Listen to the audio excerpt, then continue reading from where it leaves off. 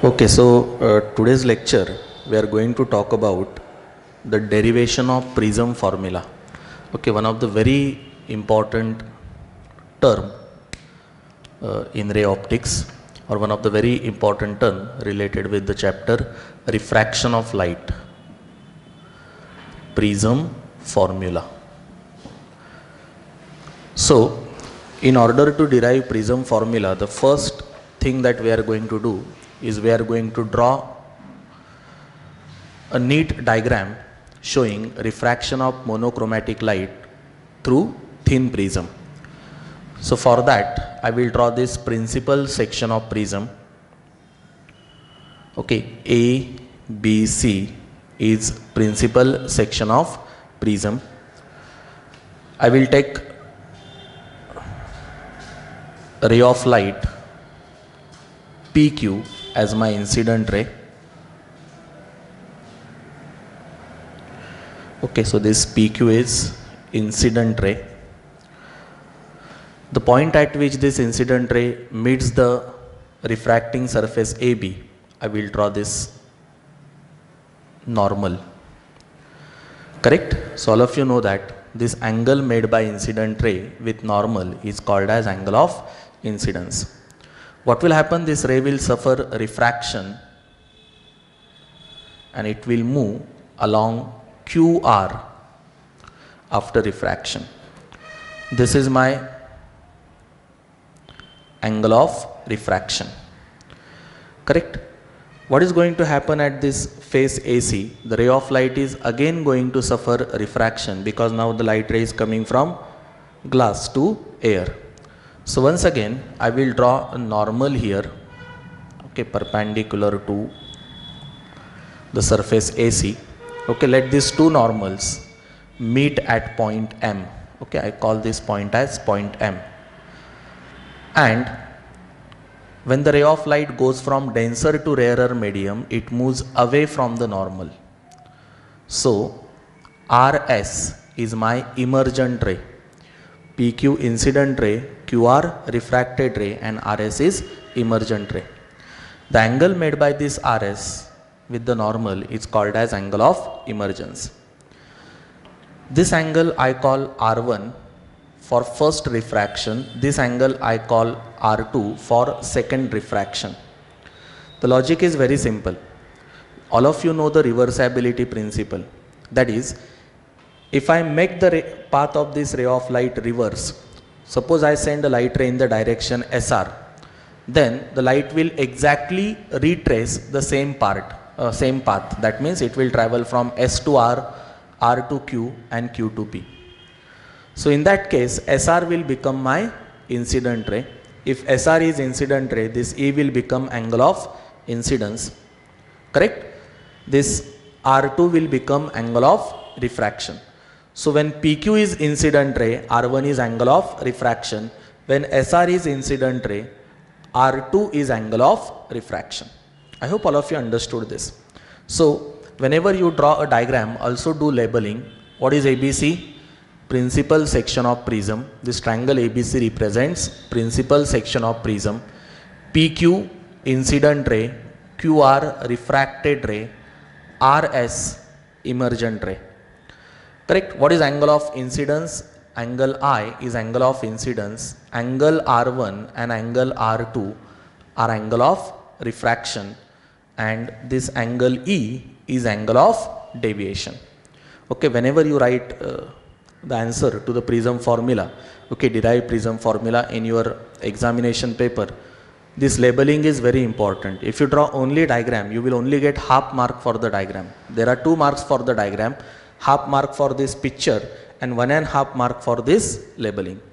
Okay, now coming back to this diagram, the initial direction in which the light ray was going is this. So there would have not been any prism here. The light ray would have continued to travel in same direction.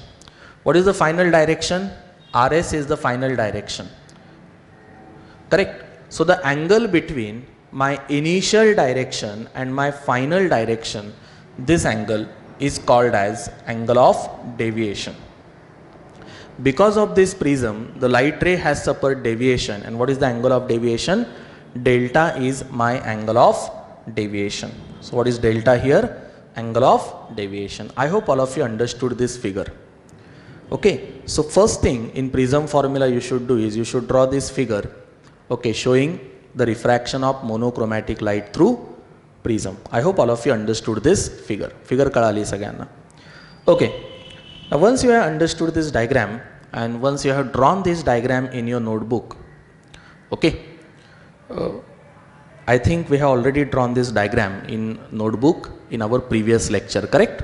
So once you have drawn this diagram in your notebook, what we will do is we will find out the relationship between the angles A, I, delta and E. Geometrically we are going to prove that A plus delta is equal to I plus E. What is this A? This angle A is called as refracting angle of prism. What is angle A? Refracting angle of prism. So let us derive this relationship first of all. What is the relationship between A, delta, I and E? A plus delta equal to I plus E.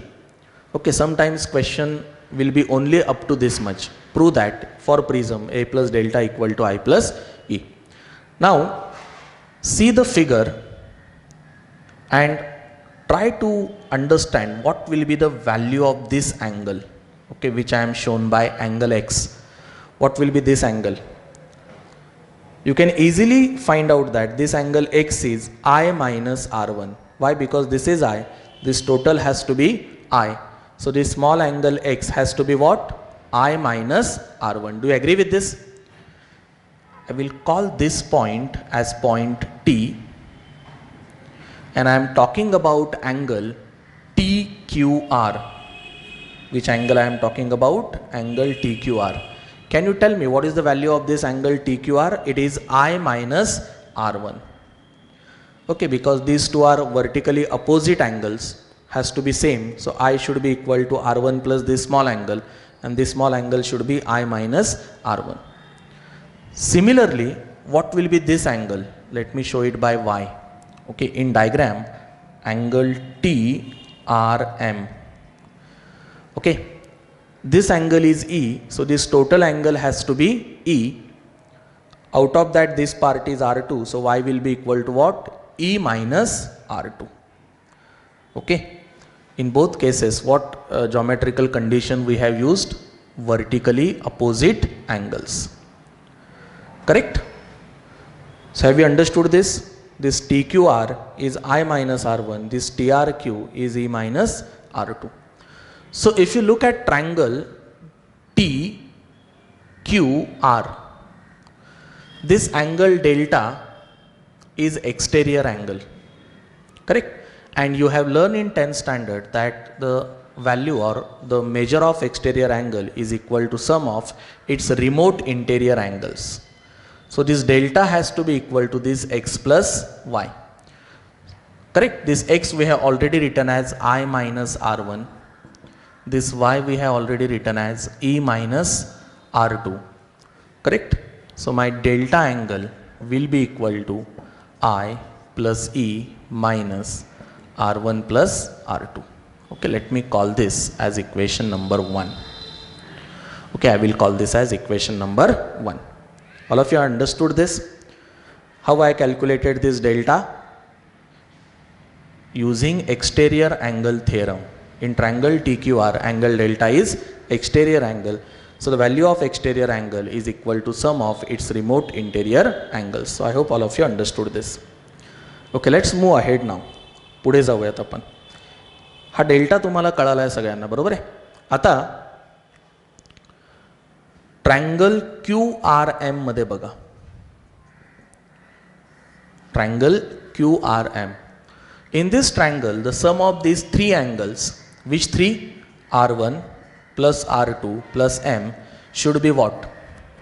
Yes, the sum of these three angles should be 180 degree. Okay, interior angles of triangle. Agree with this? So R1 plus R2 plus M should be equal to what? Obviously 180 degree. Further, look at the quadrilateral. I will call this as equation 2. look at the quadrilateral A Q M R. Can you see this quadrilateral in the diagram? A Q M and R. Okay, all of you are able to see this quadrilateral? Okay. Now in this quadrilateral AQRM, what is this angle AQM? AQM हा angle किती आहे? 90 degree आहे. का? कारण ही normal draw केली आपण. This is normal, this is perpendicular to AQ. So angle AQM is 90. For the same reason angle ARM is also 90. हा angle सुद्धा किती आहे?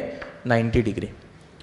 सो अँगल Q आणि अँगल R, AQM आणि ARM यांची सम किती होईल? 90 प्लस 90 180 डिग्री. म्हणजे हा क्वाड्रिलॅटरल AQRM कसा क्वाड्रिलॅटरल झाला? सायक्लिक क्वाड्रिलॅटरल झाला. Do you agree with this? If the sum of opposite angle is 180 degree, the quadrilateral becomes cyclic quadrilateral. And if it is cyclic quadrilateral, angle A plus angle M will also be equal to angle A plus angle M will also be equal to what? 180 degree. Correct? A plus M will also be equal to 180 degree because the quadrilateral is cyclic. बरं, मग आता या 180 च्या ऐवजी equation 2 मध्ये, याला equation 3 म्हणतो, equation 2 मध्ये हे 180 डिग्रीच्या ऐवजी जर A प्लस M टाकलं तर काय होईल बघा आपण. R1 प्लस R2 बरोबर आहे. R1 plus R2 plus M is equal to काय टाकायला लावले मी? A plus M. All of you getting this? What will happen? I will cancel this MM and I will get R1 plus R2 is equal to A. Let's put this in equation 1. हे कळतंय का बघा सगळ्यांना? हे mathematically काय काय करतोय आपण ते इथे. इक्वेशन 1 आपलं असं मिळालं होतं, delta equal to I plus E minus R1 plus R2. Triangle QRM मध्ये correct, the sum of R1 plus R2 plus M is 180 degree. Correct? Similarly, quadrilateral AQMR is cyclic quadrilateral, so angle A plus angle M is also 180 degree. Correct?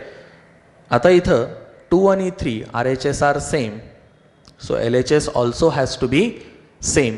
If I cancel M from both sides, I get R1 plus R2 is equal to A.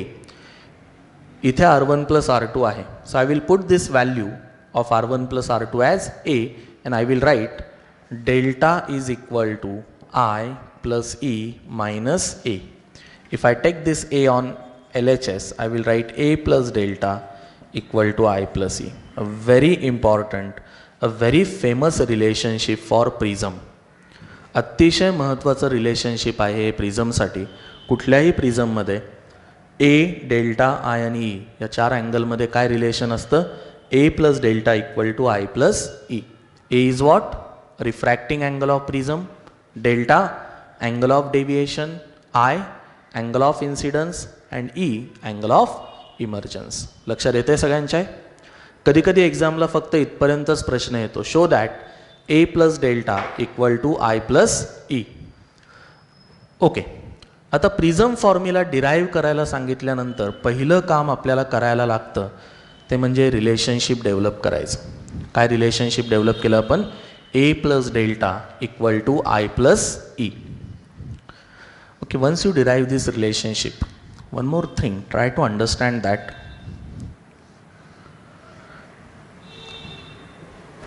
For given prism, A is going to be constant. Refracting angle of prism is going to be constant. So this relationship tells me that this delta angle of deviation depends on angle of incidence. Angle of deviation कशावर depend असतो? Angle of इन्सिडन्सवर depend असतो. जर मी angle of incidence बदलला तर प्रिझममध्ये angle of deviation सुद्धा बदलेल. ठीक आहे. So this is my PQ. परत एकदा डायग्राम ड्रॉ करतोय. तीच डायग्राम आहे, वेगळी काही नाही आहे.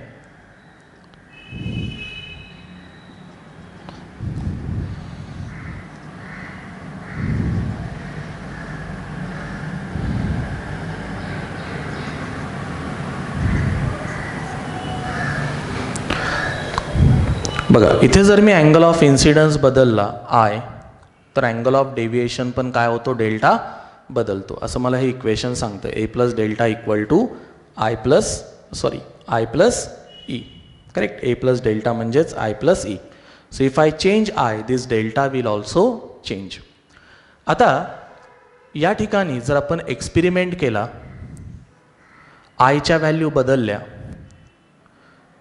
त्यानुसार डेल्टाच्या व्हॅल्यू कशा बदलत आहेत हे बघितलं आणि डेल्टा अगेन्स्ट आय हा जर ग्राफ प्लॉट केला तर आपल्याला ग्राफ कसा मिळतो. हा एक्सपेरिमेंट कसा करायचा बघा. एक प्रिझम घेतात. ओके. या पी क्यू रे आपण आधी काढतो, ड्रॉ करतो. त्याच्यावरती 2 टाचण्या लावतो. इकडून बघतो. इकडून बघतानाही या सगळ्या टाचण्या एका दिशेत येतील. इकडेही 2 टाचण्या लावतो. बरोबर. नंतर प्रिझम काढून घेऊन ही अशा प्रकारे डायग्रॅम कंप्लीट करतो आणि अँगल ऑफ डेव्हिएशन मोजतो. मला वाटतं अशा प्रकारचा एक्सपेरिमेंट तुम्ही ग्लास स्लॅबच्या बाबतीत 10th मध्ये केला असेल. ओके. तसाच एक्सपेरिमेंट आपण प्रिझमच्या बाबतीत करणार. आय बदलणार आणि त्यानुसार डेल्टा बदलणार. काय लक्षात येतं बघा आपल्या, सुरुवातीला जसं जसं आपण आय वाढवत नेतो, डेल्टा कमी कमी होत जातो. Delta go on decreasing. It reaches minimum value for certain I and then again it goes on increasing. सुरुवातीला जसं जसं मी आयची व्हॅल्यू वाढवतो, डेल्टा कमी कमी होत जातो, मिनिमम होतो. हा जो मिनिमम व्हॅल्यू आहे डेल्टाची, याला डेल्टा एम म्हणतात, angle of minimum deviation.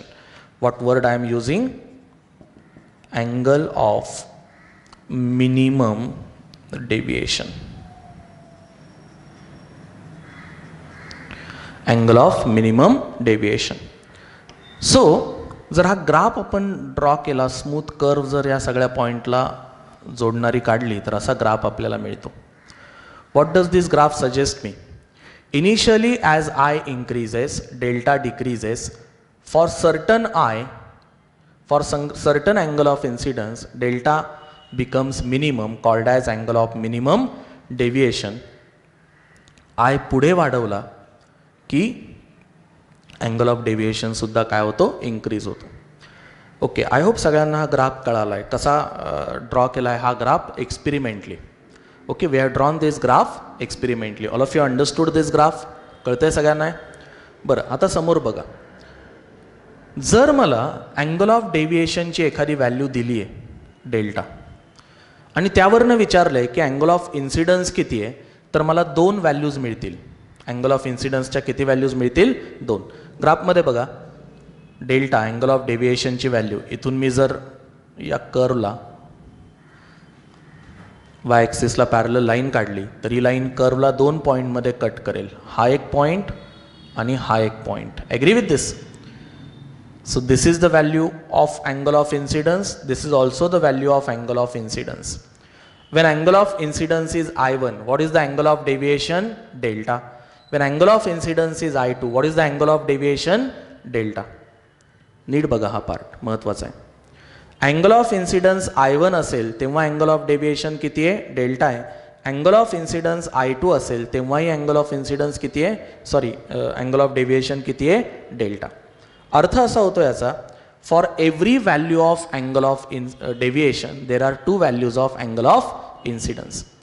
For every value of angle of deviation there are 2 values of angle of incidence. Angle of deviation च्या एका व्हॅल्यूसाठी angle of incidence च्या किती व्हॅल्यूज मिळतात? मला 2 व्हॅल्यूज मिळतात. असं का होतं? ओके. ही डायग्राम जी मी पुन्हा काढली तेच एक्सप्लेन करण्यासाठी काढली. समोर बघा, हा ray of light P Q incident ray, Q R refracted ray, R S emergent ray, I angle of incidence, E angle of emergence आणि delta angle of deviation. Suppose या आर एस रेला मी इथे एक मिरर ठेवला perpendicular. Okay. काय करेल रे हा मिरर? हा मिरर या लाईट रेचं रिफ्लेक्शन घडवून आणेल आणि आता लाईट रे कसा जाईल? S to R. Okay. Reversibility प्रिन्सिपलच्या म्हणण्यानुसार परत कसा जाईल हा? R to Q, Q to P. म्हणजे आता एस आर काय होईल? Angle of incidence. बरोबर आहे. आणि हा आय काय होईल माझा? Angle of emergence. Okay. This becomes angle of incidence, this becomes angle of emergence. Angle of deviation काय होईल? इन्सिडंट रे SR आहे तो पुढे वाढवला, फायनल इमर्जंट रे काय आहे QP आहे तो मागे वाढवला. This will be my angle of deviation. हा काय असेल माझा अँगल ऑफ डेव्हिएशन. बघा लाईट रेचा पाथ रिव्हर्स झाला तरी अँगल ऑफ डेव्हिएशन बदलला का? हे दोन्ही अँगल एकमेकांचे अपोजिट अँगल्स आहेत, याचा अर्थ अँगल ऑफ डेव्हिएशन बदलला नाही. म्हणजे असं, when angle of incidence was I, angle of deviation was delta. When angle of incidence was E, again angle of deviation was delta. हे दोन अँगल्स इक्वल असण्याचं काही कारण नाही, हो की नाही? ह्या दोन वेगवेगळ्या अँगल ऑफ इन्सिडन्ससाठी अँगल ऑफ डेव्हिएशनची एकच व्हॅल्यू मला मिळते आणि ती म्हणजे अँगल ऑफ डेव्हिएशन डेल्टा. याचा अर्थ असा, for every delta there will be two different angle of incidence. आणि हे अँगल ऑफ इन्सिडन्स आणि अँगल ऑफ इमर्जन्स पेअरमध्ये आहेत. कसे ते अँगल ऑफ इन्सिडन्स आणि अँगल ऑफ इमर्जन्स पेअरमध्ये आहेत. म्हणजे काय नीट समजून घ्या. सपोज माझ्या प्रिझमचा रिफ्रॅक्टिंग अँगल आहे 40 डिग्री. ए किती आहे? 40 degree. This angle of refracting angle is 40 degree. Angle of incidence होता 30 डिग्री. अँगल ऑफ इमर्जन्स होता 50 डिग्री. ठीक आहे. डेल्टा काढता येईल का? मला काढता येईल का? कसा काढायचा डेल्टा सांगा? A40 आहे, I30 आहे, E50 आहे. डेल्टा कसा काढायचा? A plus delta equal to I plus E. A किती सांगितला आहे? 40. बरोबर आहे. A40 सांगितला, डेल्टा काढायचा आहे. I किती आहे? 30. E किती आहे? 50. सांगा डेल्टा किती येईल आपला? 40 डिग्री येईल. What will be the delta? 40 degree. कळतंय सगळ्यांना हे? ऑल ऑफ यू अंडरस्टूड दिस? आता उलट जर केलं, I जर 50 केला आणि E जर 30 केला, काय होईल? हे दोघं फक्त इंटरचेंज होतील. I 50 होईल, E 30 होईल. डेल्टा तरीही किती येईल? 40 डिग्री येईल. बदलला का डेल्टा या दोन्ही केसमध्ये?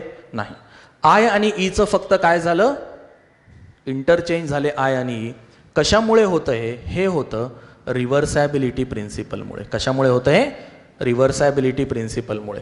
थोडक्यात या सगळ्या बडबडीतनं मला एकच सांगायचं होतं, due to reversibility for every angle of deviation there are two angle of incidence. But for angle of minimum deviation delta एमच्या बाबतीत मात्र for angle of minimum deviation what happens? For angle of minimum deviation there is only one value of angle of incidence. Angle of minimum डेव्हिएशनच्या बाबतीत मात्र असं होत नाही. काय होतं मग अँगल ऑफ मिनिमम डेव्हिएशनच्या बाबतीत? Corresponding to angle of minimum deviation there is single unique value of angle of incidence. Delta M मधनं जर मी एक्स ॲक्सिसला पॅरलल लाईन काढली तर ह्या ग्राफला ती किती ठिकाणी मीट करते? एकाच ठिकाणी मीट करते. आणि मला अँगल ऑफ इन्सिडन्सच्या किती व्हॅल्यूज मिळतात? एकच व्हॅल्यू मिळते. ओके. डायग्रॅममध्ये मगाच्या जर बघितलं तर याचा अर्थ काय? याचा अर्थ असा, मिनिमम डेव्हिएशनसाठी ही डायग्रॅम मी ड्रॉ करतो आता. PQ incident ray, QR refracted ray, RS emergent ray, ह्या दोन नॉर्मल्स आपण मगाशी ड्रॉ केलेल्या. हा म्हणजे अँगल ऑफ डेव्हिएशन. किती झाला आहे तो angle of deviation? Minimum deviation. हा अँगल ऑफ इन्सिडन्स, हा अँगल ऑफ इमर्जन्स.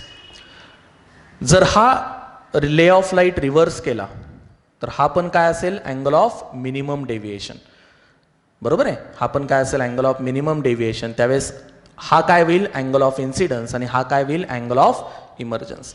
पण आत्ताच आपण शिकलो की अँगल ऑफ मिनिमम डेव्हिएशनसाठी अँगल ऑफ इन्सिडन्सच्या किती व्हॅल्यूज असू शकतात? फक्त एकच व्हॅल्यू असू शकते. म्हणजे असं जर व्हायचं असेल, मिनिमम डेव्हिएशन जर व्हायचं असेल, हा I आणि E हे इक्वल असले पाहिजेत. दोन्ही डायरेक्शनमध्ये लाईट रे असा गेला PQRS तर अँगल ऑफ इन्सिडन्स I आहे. मिनिमम डेव्हिएशन जर होत असेल तर लाईट रे रिव्हर्स झाला SRQP तरी सुद्धा अँगल ऑफ इन्सिडन्स काय असला पाहिजे? I असला पाहिजे. असं होण्यासाठी या केसमध्ये अँगल ऑफ इन्सिडन्स आणि अँगल ऑफ इमर्जन्स हे दोघेही काय असले पाहिजेत? इक्वल असले पाहिजेत. ओके. प्रॅक्टिकलीसुद्धा आपल्याला हे एक्सपेरिमेंट करूनही बघता येतं. थेरॉटिकली आपल्याला हे समजतं की रिव्हर्सॅबिलिटी फॉलो व्हायची असेल तर काय व्हायला पाहिजे. What we learn from this, at angle of minimum deviation. I repeat, at angle of minimum deviation angle of incidence is equal to angle of emergence. I repeat, at angle of minimum deviation angle of incidence is equal to angle of emergence. बरं, हे जर तुम्हाला एकदा कळालं असेल, काय कळायचं यामधनं बघा. हे आत्ता आपण जे भलं मोठं आर्टिकल बघितलं त्याचे आउटपुट स्टेटमेंट काय आहेत बघा. पहिलं आउटपुट स्टेटमेंट आहे, generally for every delta there are two angle of incidence, I1 and I2. Correct. हे दोन्ही अँगल ऑफ इन्सिडन्स पेअरमध्ये असतात. So if I is equal to I1 then corresponding E will be equal to I2. Okay, जर त्यातला एक angle of incidence असेल तर दुसरा काय होतो, अँगल ऑफ इमर्जन्स. जर दुसरा angle I2 angle of incidence असेल तर I1 काय होईल, अँगल ऑफ इमर्जन्स. म्हणजे I1 आणि I2 हे दोघेही कसे असतील, कायम पेअरमध्ये असतील. एक अँगल ऑफ इन्सिडन्स असेल तर एक असेल angle of emergence. But at delta equal to delta M when there is a minimum deviation हे दोन्ही I1 आणि I2 इक्वल असतात. थोडक्यात I is equal to E, angle of incidence is equal to angle of emergence. कायम होतं का असं? कायम I आणि इक्वल असतात का? नाही. कधी इक्वल असतात I आणि E? Wien there is a minimum deviation. बरं, हे जर कळालं असेल, हा जर फॉर्म्युला मी मिनिमम डेविएशनसाठी लिहिला, मग A plus delta equal to I plus E. डेल्टाच्या ऐवजी जर डेल्टा एम टाकलं, I आणि E काय होतील, इक्वल होतील. काय व्हॅल्यू लिहिता येईल मला, 2I. I plus I will B 2I. बघा, डेल्टा काय टाकलाय, डेल्टा एम. सो E काय टाकता येईल मला, I. Agree. So what will be I then, I will be equal to A plus delta M divided by 2. जर angle of minimum deviation माहिती असेल तर करस्पॉन्डिंग अँगल ऑफ इन्सिडन्स किती असतो, A plus delta M by 2. Correct. आणि मगाशी आपण बघितलं R1 आणि R2 यांची सम किती येते, A येते. डायग्राममध्ये लिहिलंय आपण. ओके, मगाशी लिहिलंय. जर R1 प्लस R2 A असेल, I आणि E जर इक्वल झाले तर हे R1 आणि R2 पण इक्वल होतात. आणि मग R1 R2 इक्वल जर झाले तर त्यांना R1 R2 न म्हणता आपण सरळ नाव काय देऊयात, फक्त R म्हणूयात. मग मगाशी बोलल्याप्रमाणे हे R1 आणि R2 सम काय येते, A येते. R1 R2 इक्वल असतील तर R1 प्लस R2 काय येणार, ट्वाईस R. म्हणजे R काय येणार, A by 2. What will be the value of R, A by 2. Correct. So angle of incidence is A plus delta M by 2. Angle of refraction is A by 2. Correct. What will be the refractive index, प्रिझमचा मटेरियलचा refractive index काय असेल. काय formula आहे Snell's लॉचा refractive इंडेक्सचा, सांगा मला. Yes, refractive index is what, sine of I upon sine of R. काय फॉर्म्युला आहे, sine of I upon sine of R. Correct. So refractive index of material of prism will be sine I upon sine R. आयच्या ऐवजी काय टाकता येईल मला, A plus delta M by 2. आरच्या ऐवजी काय टाकता येईल, sine R by 2. This will be the formula which will help me to calculate refractive index of material of prism. Prism ज्या मटेरियलचा बनलेला आहे त्या मटेरियलचा रिफ्रॅक्टिव्ह इंडेक्स मला या फॉर्म्युल्यानं काढता येईल. बरोबर आहे. हे R बाय 2 नाही, सॉरी, आरची व्हॅल्यू आपण आत्ता काढली. काय ते, ज्यावेळेस अँगल ऑफ इन्सिडन्स ज्यावेळेस angle of deviation minimum deviation इतका असतो, I इक्वल टू काय होतं या केसमध्ये, I equal to at delta equal to delta M there are two things, I becomes equal to E. आणि दुसरं काय होतं, R1 becomes equal to R2. So R1 plus R2 म्हणजेच 2R is equal to A. R is equal to what? A by 2. This formula is called as Prism formula. काय म्हणतो आपण या फॉर्म्युलाला? This formula is called as Prism formula. जर मला प्रिझमच्या मटेरियलचा refractive index काढायचा असेल तर काय माहिती पाहिजे? दोनच गोष्टी माहिती पाहिजे. ए म्हणजे काय? रिफ्रॅक्टिंग अँगल ऑफ प्रिझम आणि delta M. What is delta M? Angle of minimum deviation. What I should know? I should know angle of minimum deviation. All of you getting this? कळतंय सगळ्यांना? So once I know A and delta M, I can calculate the refractive index of material of prism. काही लोकांना हा 2 cancel करायची इच्छा होईल. असं होतो का कॅन्सल? 2 नाही होणार. हा साइन फंक्शन मध्ये आहे, हो की नाही? सो हा A plus delta M by 2 करायचा, तो अँगल आहे, त्याचा साइन बघायचा, A बाय 2 चा साइन बघायचा आणि त्या साइनचा रेशो घ्यायचा, म्हणजे मला काय मिळेल? Refractive index of material of prism. This is called as prism formula. अतिशय मोठं डेरिव्हेशन आहे आणि त्यामुळे बऱ्याच वेळेस एक्झाममध्ये हे पूर्ण डेरिव्हेशन विचारलं जात नाही. ओके, कधी कधी फक्त A plus delta equal to I plus E दाखवा एवढंच विचारतील. पूर्ण जर विचारलं तर हा कम्प्लीट 7 मार्कचा क्वेश्चन होईल. ओके, डिराईव्ह प्रिझम फॉर्म्युला असं पूर्ण विचारलं तर it will be a 7 mark question. Okay, I hope सगळ्यांना हा क्वेश्चन कळाला आहे. ओके, सो होमवर्कला क्वेश्चन लिहा हा तुमच्या नोटबुकमध्ये. Derive prism formula. Okay, what is the question? Derive prism formula. Correct. What is the prism formula? It's a formula which gives the refractive index of material of prism. Okay, I am not saying the refractive index of prism. Refractive index is a property of material. ही काय प्रिझमची property नसते. Refractive index ही त्या मटेरियलची property असते. So I am always saying refractive index of material of prism. The prism formula gives the refractive index of material of prism. I hope all of you understood this. तर आता हा prism formula म्हटलं की हा formula तर आठवलाच पाहिजे. अजून काय आठवलं पाहिजे तुम्हाला? A plus delta equal to I plus E. Okay, this is the basic formula. Correct? The relationship between these 4 angles of prism: angle of refracting angle, angle of deviation, angle of incidence, and angle of emergence. And also you should remember, when delta is equal to delta m, what happens? I is equal to E, R1 equal to R2 is equal to A by 2. Correct? I काय होतो इथे? E इतका होतो आणि R1 आणि R2 काय होतो? A by 2 होतो. हे कळालं सगळ्यांना इथपर्यंत? जर हे कळालं असेल, ओके, आपण क्विकली एक सिंपल क्वेश्चन विचारतो मी तुम्हाला. ओके, आत्तापर्यंतचे डिस्कशन जर तुम्हाला कळाले असतील तर मला सांगा, एखाद्या प्रिझममध्ये इक्विलॅटरल प्रिझम आहे. इक्विलॅटरल प्रिझम म्हणजे त्याचा रिफ्रॅक्टिंग अँगल आहे 60 डिग्री.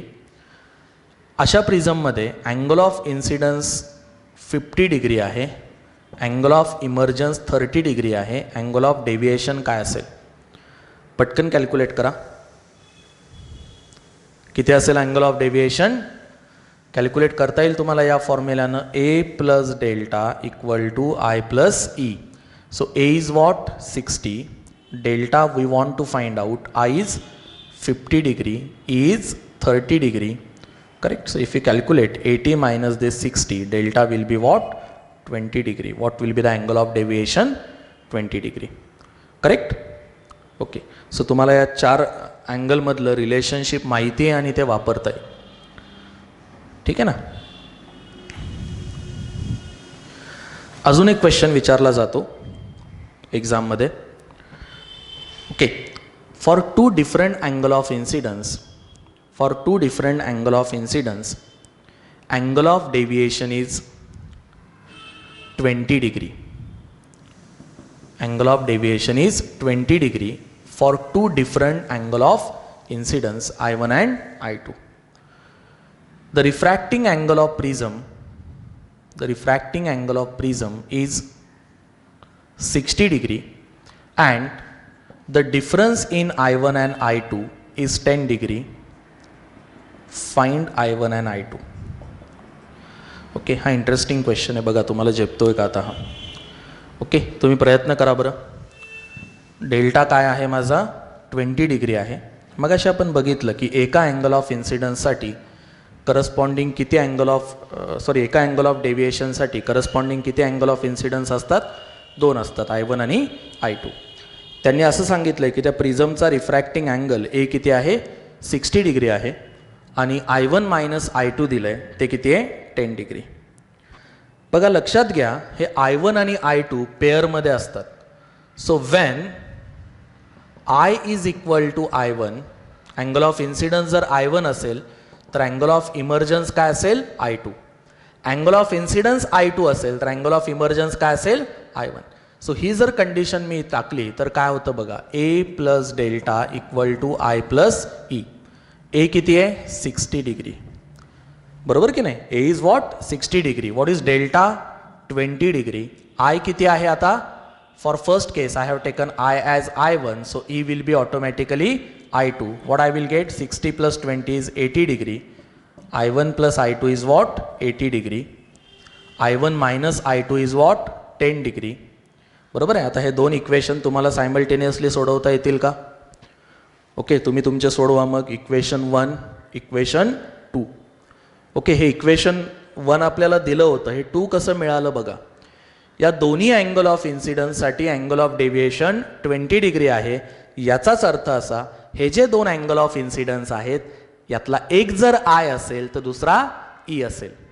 ओके, हे कळालं म्हणजे तुम्हाला अशा प्रकारचा क्वेश्चन आरामात कॅल्क्युलेट करता येईल. आणि मग आता हे सोपं आहे, तुम्ही याची दोघांची सम केली, minus I2 plus I2 cancel होईल. I1 plus I1 is 2I1 equal to 90, म्हणजे I1 किती येईल 45. ओके, आला असेल तुमच्या सगळ्यांचा. I1 जर 45 आला तर I2 किती आला पाहिजे 35, so that the difference is 10. Correct. So 2 angle of incidence जे आपण बघितले ते काय असले पाहिजेत 45 आणि 35 डिग्री. झेपतंय सगळ्यांना आहे. बरं, या प्रिझम फॉर्म्युल्यामध्ये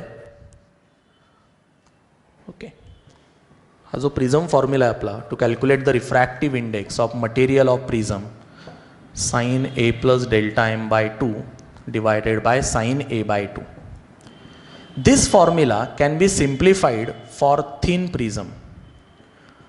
हा फॉर्म्युला थिन प्रिझमसाठी अजून सोपा करता येतो. आता थिन प्रिझम म्हणजे काय, a prism having very small refracting angle.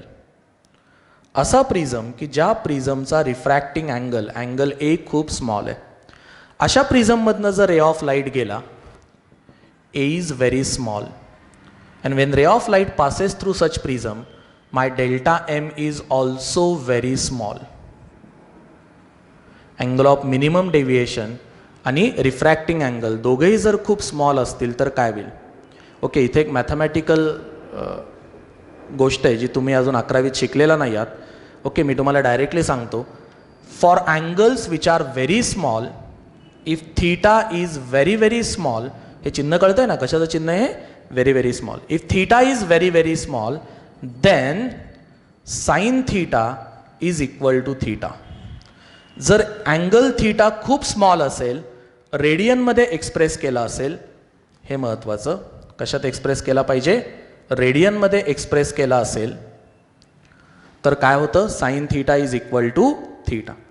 मग माझा ए स्मॉल आहे, डेल्टा एम स्मॉल आहे म्हटल्यावर A plus delta M by 2, A by 2 हे दोघंही काय आहेत स्मॉल आहेत. जर हे दोघंही स्मॉल असतील तर काय होईल, sine A plus delta M by 2 will be A plus delta M by 2 आणि sine A by 2 will be A by 2. Okay, हे असं का होतं, sine theta equal to theta का होतं, हे मॅथ्समध्ये तुम्ही खूप डिटेलमध्ये शिकणार आहात. ओके, आता फक्त हे इन्फॉर्मेशन म्हणून लक्षात ठेवा. If angle theta is very small measured in radian then sine theta is equal to theta. बरं, मग आता इथे जर sine A plus delta M by 2च्या ऐवजी साइन काढून टाकता आला, इथे साइन काढून टाकता आला, what will be the formula for refractive index. बघा समोर काय फॉर्म्युला येईल माझा रिफ्रॅक्टिव्ह इंडेक्सचा. Refractive index will be A plus delta M by 2 upon A by 2. आता हा 2 कॅन्सल करता येईल. Mu will be a plus delta m upon a. करेक्ट. a मल्टिप्लाय केला इकडं आणून mu a is equal to a plus delta M. हा a इकडे आणला, व्हॉट विल हॅपन? करेक्ट, कळतंय ना सगळ्यांना? Mu a minus a is equal to delta M. a common घेतला, mu minus 1 is equal to delta M, और delta M is equal to a in bracket mu minus 1. This is very simplified formula as compared to this original formula. Original prism फॉर्म्युलाच्या कंपॅरिझनमध्ये हा formula अतिशय सोपा आहे. मात्र हा कुठे वापरायचा? फक्त थिन प्रिझमसाठी. Delta M angle of minimum deviation can easily calculated. जर मला ए माहिती असेल, थिन प्रिझमचा रिफ्रॅक्टिंग अँगल माहिती असेल आणि त्या प्रिझमच्या मटेरियलचा म्यू माहिती असेल, तर मला काय करता येईल? इझिली याच्यावरनं काय कॅल्क्युलेट करता येईल? Angle of minimum deviation. बऱ्याच बुक्समध्ये हा डेल्टा एम न लिहिता फक्त डेल्टा लिहिला जातो. ओके, थिन प्रिझमच्या बाबतीत many times we don't write delta M, we only write delta. But remember, what is delta? Angle of minimum deviation. जरी डेल्टा एम लिहिला नसेल थिन प्रिझममध्ये, तर याचा अर्थ मात्र काय? डेल्टा एमच, अँगल ऑफ मिनिमम डेविएशन. इथून पुढच्या आपल्या सगळ्या डिस्कशनमध्ये we are going to use the term angle of minimum deviation. प्रत्येक वेळेस तेच वापरणार आहोत, सांगायची गरज नाही. त्यामुळे मी डेल्टा एम असं न म्हणता फक्त काय म्हणेल? Delta. So what is delta? For thin prism angle of minimum deviation is a in bracket mu minus 1. Delta माहिती असेल, ए माहिती असेल तर म्यू काढता येईल. म्यू आणि ए माहिती असेल तर डेल्टा काढता येईल, angle of minimum deviation. What is this? This is prism formula simplified modified for thin prism. Thin प्रिझमसाठी काय केलं आहे आपण? हा प्रिझम फॉर्म्युला मॉडिफाय केला आहे. अतिशय सोपं आहे. हा ओरिजिनल फॉर्म्युला. ओके, याच्यामध्ये साईन ट्रिग्नोमेट्रिक फंक्शन्स आहेत, त्यामुळे दिसायला कॉम्प्लिकेटेड आहे. ओके, याच्यात काय केलं आहे आपण? When angle is very small sine theta is equal to theta. Correct? If angle is very very small, then sin theta is equal to theta. Best example is 0. What is sin 0? 0. Correct? Even in log table you can find if you take angle in radian, degrees मध्ये नाही घ्यायचं. छोटे angle घेऊन बघा radian मध्ये, 0.01 radian, आणि त्याचा sign बघा, तुम्हाला असं लक्षात येईल sin theta will be equal to theta. Okay, sin theta equal to theta टाकलं, सिम्प्लिफाय केलं, I get this equation. Angle of deviation is equal to, angle of minimum deviation is equal to refracting angle of prism into mu minus 1. कळतंय सगळ्यांना? हा formula आपण खूप जास्त वेळेस वापरणार आहोत. का बरं? Because this formula is mathematically very simple. Correct? As compare to this prism formula, this formula for thin prism is mathematically easy formula for further discussion. Getting it? Okay.